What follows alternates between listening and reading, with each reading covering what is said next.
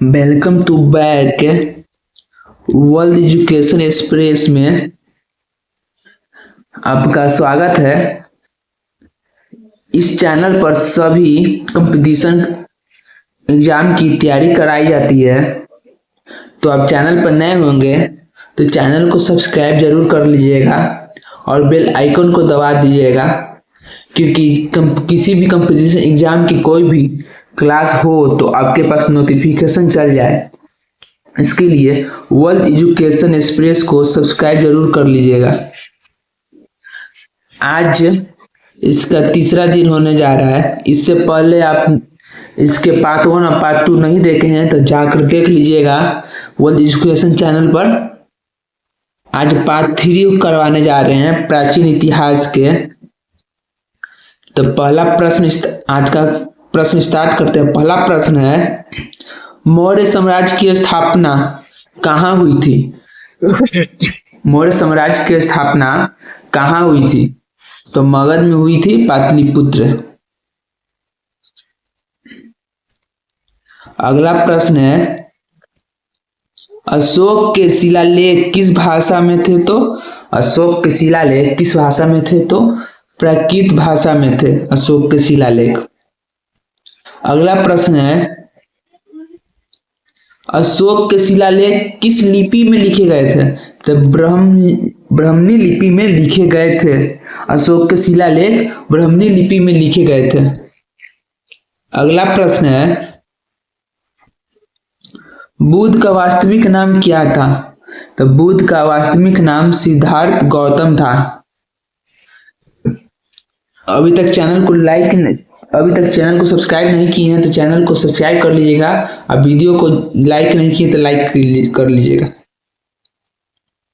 अगला प्रश्न है, बौद्ध का जन्म किस कुल में हुआ था? बौद्ध का जन्म किस कुल में हुआ था? तो शाक्य के कुल में हुआ था। बौद्ध का जन्म शाक्य के कुल में हुआ था। अगला प्रश्न है,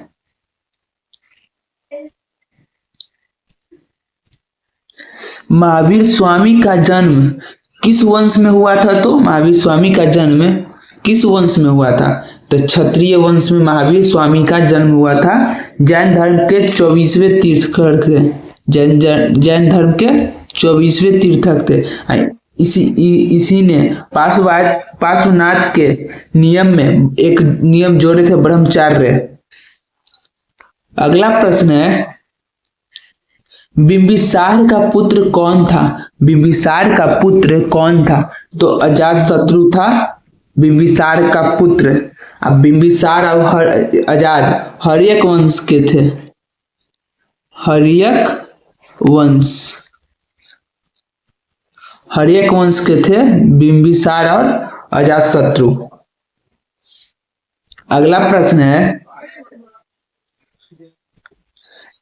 बौद्ध धर्म के 4 आर्य सत्य किसे बताए गए हैं?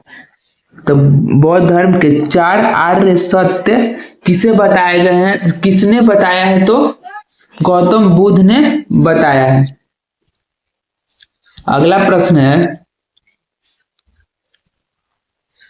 प्रथम बौद्ध संगीति कहाँ हुआ था? प्रथम बौद्ध संगीति कहाँ हुआ था? तो राजगीर में हुआ था, जिसे आज वर्तमान में राजगीर के नाम से जानते हैं। अगला प्रश्न है, चौथी बौद्ध संगीति किसके काल में हुआ था? तो चौथे बौद्ध संगीति कनिष्क के शासन काल में हुआ था।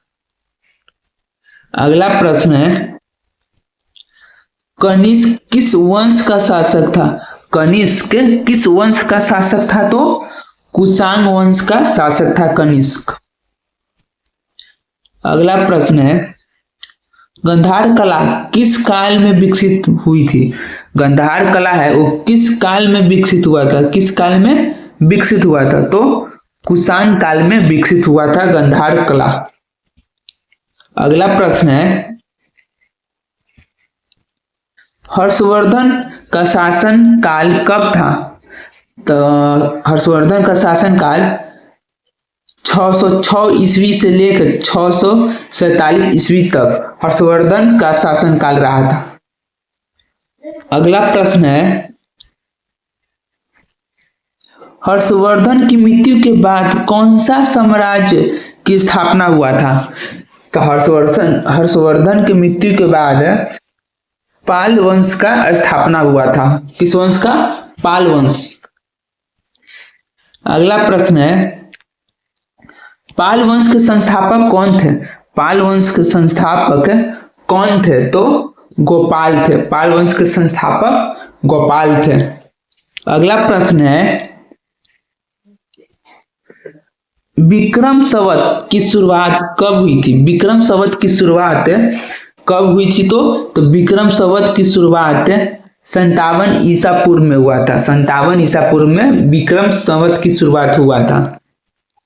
अगला प्रश्न है, शक संवत की शुरुआत कब हुई थी? शक संवत की शुरुआत कब हुई थी? तो शक संवत की शुरुआत 78 ईस्वी में हुआ था। अगला प्रश्न है, चोल वंश का सबसे प्रसिद्ध शासक कौन था? चोल वंश का सबसे प्रसिद्ध शासक कौन था? तो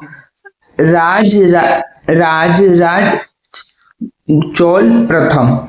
राजराज चोल प्रथम। अगला प्रश्न है, राजराज चोल प्रथम कौन सा प्रसिद्ध मंदिर बनवाए थे? कौन सा प्रसिद्ध मंदिर बनवाए थे? राजराज चोल ने कौन सा प्रसिद्ध मंदिर बनवाए थे? तो बृहदेश्वरी मंदिर। बृहदेश्वरी मंदिर जो कहाँ है?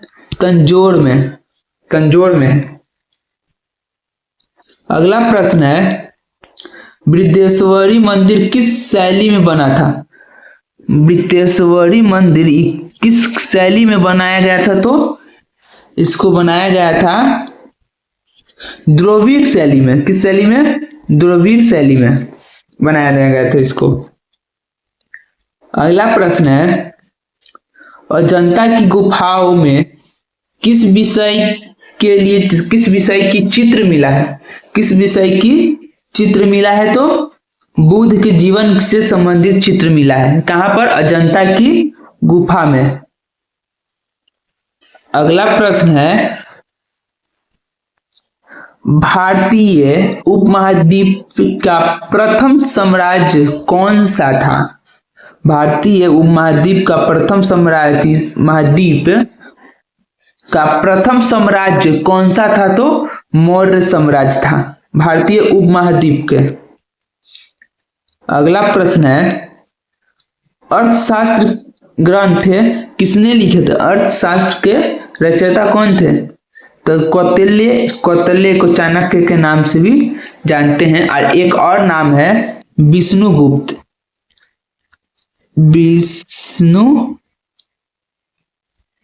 विष्णुगुप्त के नाम से भी जाना जाता है। अगला प्रश्न है, समुद्रगुप्त को किसने उपाधि से जाना जाता है? समुद्रगुप्त को किस उपाधि से जाना जाता है? तो समुद्रगुप्त को भारतीय नेपोलियन कहा जाता है। भारतीय नेपोलियन समुद्रगुप्त को कहा जाता है। भारतीय नेपोलियन को उपाधि दिया गया है। अभी तक चैनल को सब्सक्राइब नहीं किए हैं तो चैनल को सब्सक्राइब कर लीजिएगा। चैनल वर्ल्ड एजुकेशन एक्सप्रेस में यहाँ सभी कंपटीशन एग्जाम की तैयारी करवाई जा रही है, वो भी फ्री में। आज का आखिरी प्रश्न है और लास्ट, हुनों का भारत पर पहला आक्रमण कब हुआ था? तो 5वीं शताब्दी में हुनों का भारत पर पहला आक्रमण हुआ था। आज 25 क्वेश्चन करवाया गया है। इससे पहले 2 क्लास और हुआ था। 25-25 करके 2 क्लास और करवाया गया था। पार्ट 1, पार्ट 2 और पार्ट 3। तो अभी तक टोटल 75 क्वेश्चन करवा दिया गया है।